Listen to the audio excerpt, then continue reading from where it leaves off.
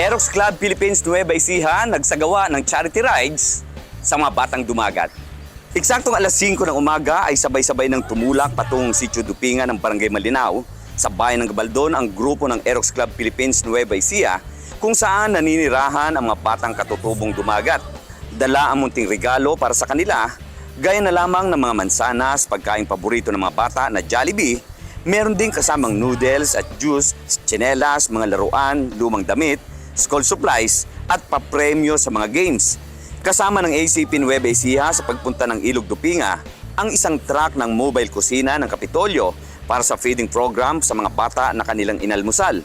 Maging ang mga magulang ng mga batang dumagat at ang lahat ng mga riders ay nakakain din sa mahigit sa 500 cups ng sopas na ipinagpapasalamat ng grupo kay Gob Oye Umali. Isa sa nagbigay ng sobrang kasiyahan sa mahigit 100 mga batang dumagat ang ginawang palaro na handog ng mga riders sa kanila. Dahil malayo sa kabihasnan, salat sa mga pangangailangan at hindi nararanasan ang makihalubilo sa mga birthday party sa lungsod, ay nagdala ang grupo ng mascot, magician at clown na may kasamang puppet show na nagtanghal.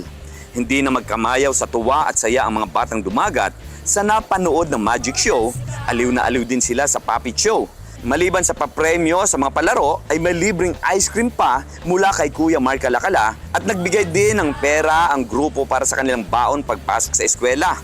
Ayon sa mga officers ng Aerox Club Philippines Nueva Ecija, sa pangunguna ng kanilang Pangulo Loni Fernando at Vice President Romel Ocampo, layunin ng kanilang grupo ang patuloy na charity program para mabigyan nila ng maayos na kalusugan at mapasaya ang mga bata. Objective po natin dito sa ating gawain ngayong araw na dito sa Sitio Dupinga ay para matulungan po ang mga batang tumagat na mabigyan po sila ng maayos na pagkain ngayong araw na to. Ang feeding program po, nakasama po ang mobile kusina ng ating probinsya ng Nueva Ecija.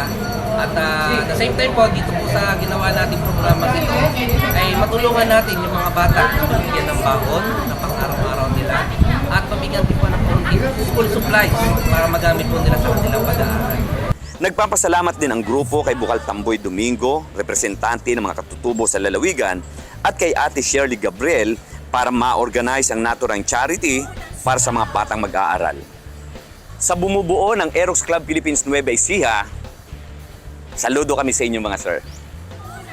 Kasama si Jeff Gonzalez, Smile Sopetran III, para sa Balitang Unang Sigaw.